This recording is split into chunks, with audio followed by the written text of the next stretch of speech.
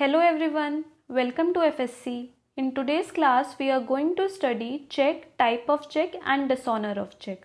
Dishonour of cheque chapter 17 में mention है negotiable instrument act के, और ये आपके प्री के पॉइंट ऑफ व्यू से बहुत इंपॉर्टेंट है. इससे एक या दो क्वेश्चन ज़रूर पूछे जाते हैं. आज की क्लास में हम इसमें डिटेल में डिस्कशन करेंगे. सबसे पहले चेक जो है सेक्शन 6 में डिफाइन है नेगोशिएबल इंस्ट्रूमेंट एक्ट के. It is a type of bill of exchange.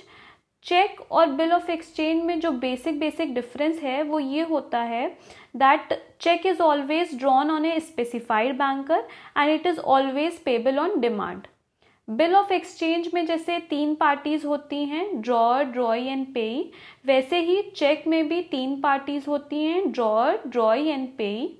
जो चेक इशू करता है वो हो गया ड्रॉअर, जिसको वो डायरेक्शन देता है, जिस स्पेसिफाइड बैंक को वो डायरेक्शन देता है for the payment of certain sum of money to certain person, वो हो जाता है ड्रॉई, एंड जिसको पेमेंट किया जाता है वो हो जाता है पेई.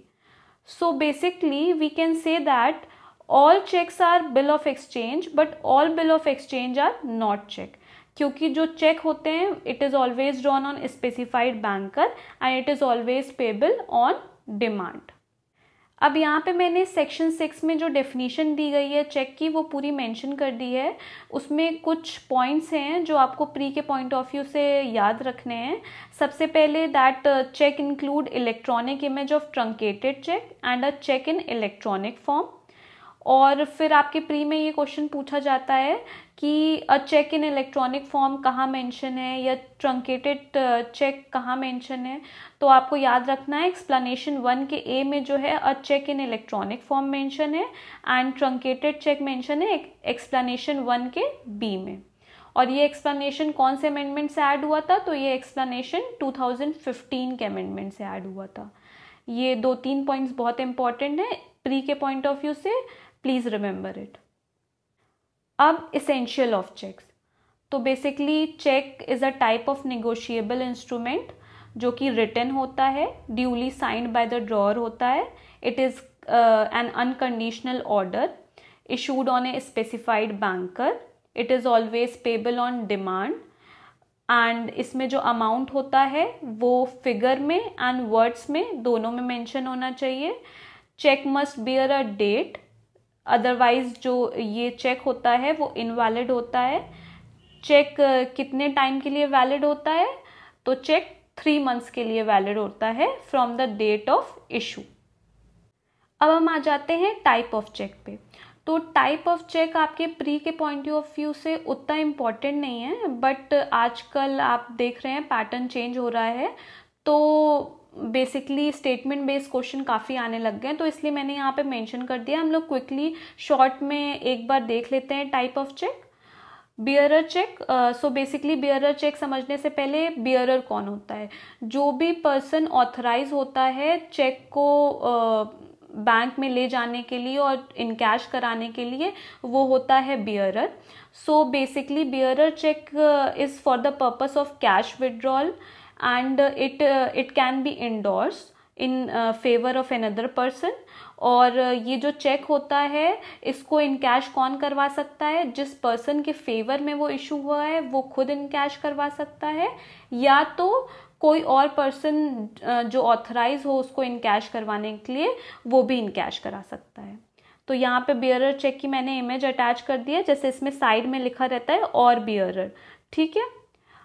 अब आ जाते हैं हम ऑर्डर चेक पे. तो जो ऑर्डर चेक होता है it is also for cash withdrawal purpose. और बियरर चेक और ऑर्डर चेक में ये डिफरेंस होता है कि जो ऑर्डर चेक होता है उसको आप इंडोर्स नहीं कर सकते. जैसे कि चेक में जिसका नाम मेंशन होता है सिर्फ वही बैंक जाके उस कैश विड्रॉल कर सकता है चेक से, ना कि किसी और थर्ड पर्सन को वो ऑथराइज कर सकता है. After that cross cheque. जो क्रॉस चेक होता है उसमें साइड में लेफ्ट कॉर्नर पे 2 ऐसे लाइन होती हैं, और ये जो क्रॉस चेक होता है इसमें आप कैश विड्रॉल नहीं कर सकते. इसमें जो अमाउंट होता है वो डायरेक्ट ट्रांसफ़र होता है ड्रॉअर के अकाउंट से पेई के अकाउंट में। ठीक है, ये एक सिक्योर्ड फॉर्म ऑफ ट्रांसफ़र कहा जा सकता है। ठीक है, अब हम आ जाते हैं अकाउंट पे चेक पे।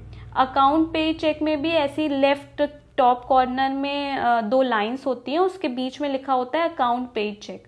सो अकाउंट पे चेक और क्रॉस चेक ऑलमोस्ट सिमिलर होते हैं, बट अकाउंट पे चेक जो होता है वो इंडोर्स नहीं किया जा सकता किसी थर्ड पर्सन के फेवर में, बल्कि जो क्रॉस चेक होता है वो किया जा सकता है। बट आजकल की जो जनरल बैंक की प्रैक्टिस है उसमें अब आजकल क्रॉस चेक भी इंडोर्स नहीं करते हैं। अब हम आ जाते हैं स्टेल चेक पे। तो स्टेल चेक जो होता है बेसिकली जो इंडिया में चेक होते हैं उनकी वैलिडिटी पीरियड जो है अब 3 मंथ है। पहले वो 6 मंथ थी, आरबीआई ने चेंज करके 3 मंथ कर दी है। तो उसके बाद आप जब जाके बैंक में चेक लगाते हैं 3 मंथ के बाद, तो जो बैंक है उसको स्टेल चेक डिक्लेयर कर देता है।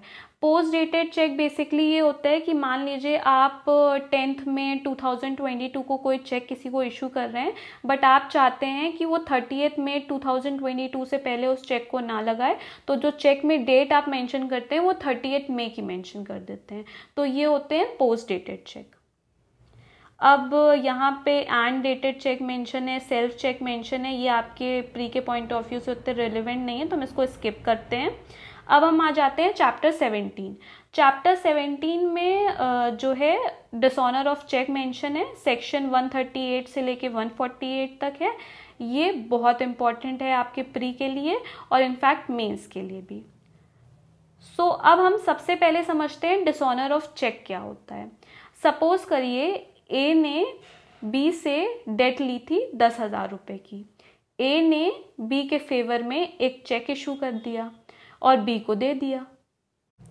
अब बी को जो चेक इशू करा है ए ने, बी वो चेक लेके बैंक में जाता है, तो उसको पता चलता है, बैंक कहता है due to insufficiency of fund ये जो ड्रॉअर का चेक है ये डिसऑनर होता है।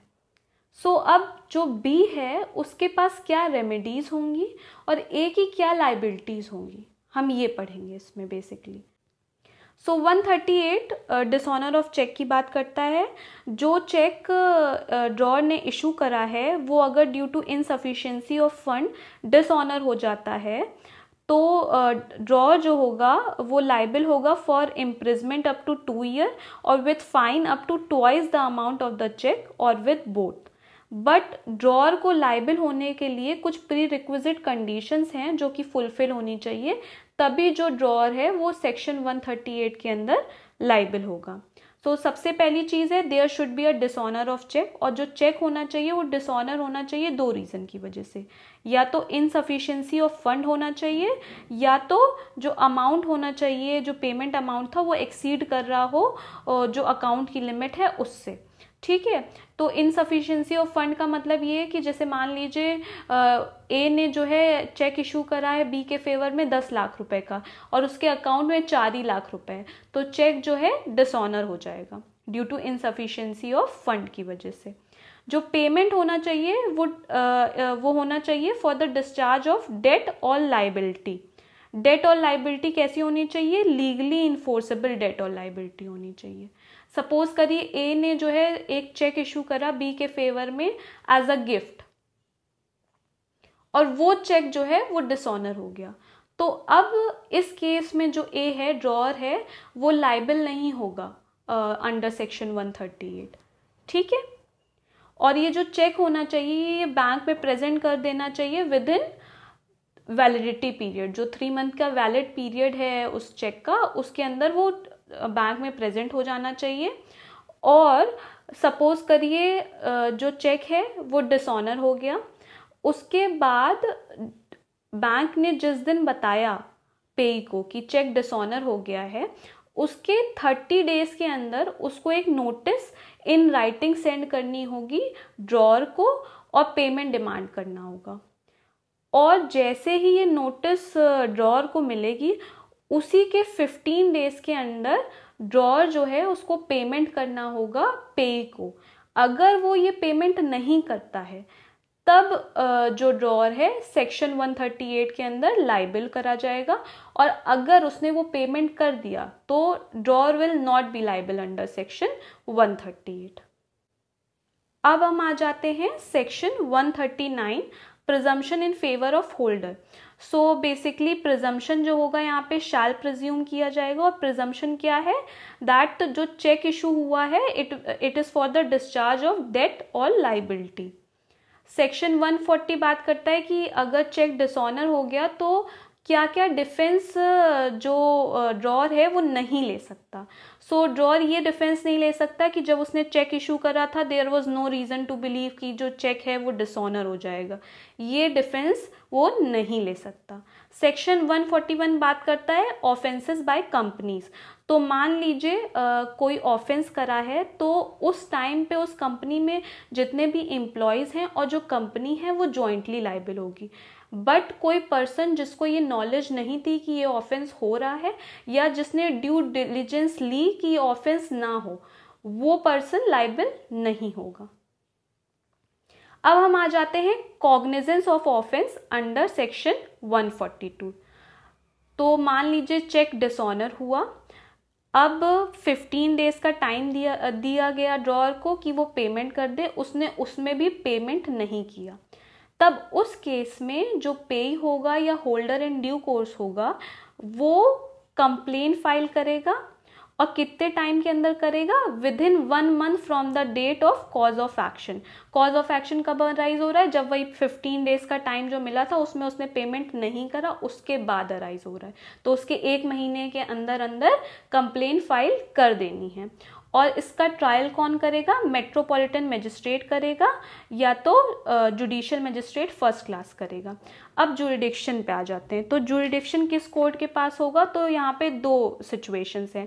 अगर वो अकाउंट पे चेक है तो जिस बैंक की ब्रांच में पे का अकाउंट होगा वो ब्रांच जिस कोर्ट के लोकल जुरिडिक्शन में आती होगी उसके पास जुरिडिक्शन होगा। और कोई अदर टाइप का चेक है तो जिस बैंक की ब्रांच में ड्रॉअर का अकाउंट होगा वो ब्रांच जिस कोर्ट के लोकल जुरिडिक्शन में आती होगी उसके पास जुरिडिक्शन होगा।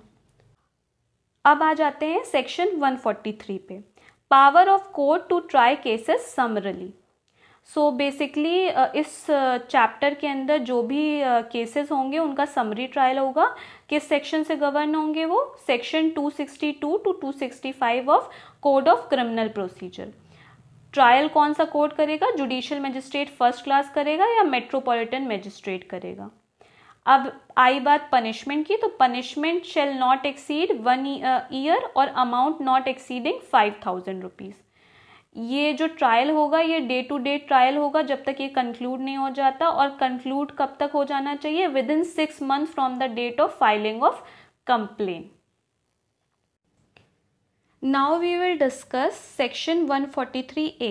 सेक्शन 143A इंटरिम कंपनसेशन की बात करता है। सो बेसिकली 138 के अंदर चेक डिसऑनर हुआ, 142 के अंदर पे ने कंप्लेन फाइल करी।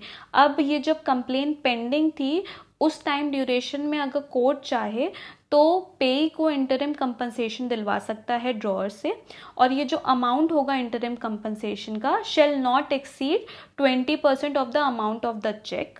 और ये पेमेंट जो है ड्रॉअर को कितने टाइम के अंदर करना होगा, 60 डेज के अंदर करना होगा। अगर मान लो वो सफिशिएंट कॉज की वजह से नहीं कर पाता है तो वो उसको 30 डेज का और टाइम मिलेगा। और जब ये इंटरिम कंपनसेशन दी गई पे को तब केस पेंडिंग था। अब फाइनली जो है केस डिसाइड होता है, और अगर ड्रॉअर को एक्विट किया जाता है उस केस में जो कंप्लेनेंट है उसको रीपेमेंट करना होगा ड्रॉअर को, और विद इंटरेस्ट करना होगा विद इन 60 डेज। और अगर मान लो वो सफिशिएंट कॉज की वजह से नहीं कर सकता तो 30 डेज का और टाइम पीरियड मिलेगा उसको। अब हम बात करते हैं सेक्शन 147। सेक्शन 147 बात करता है ऑफेंसेस टू बी कंपाउंडेबल।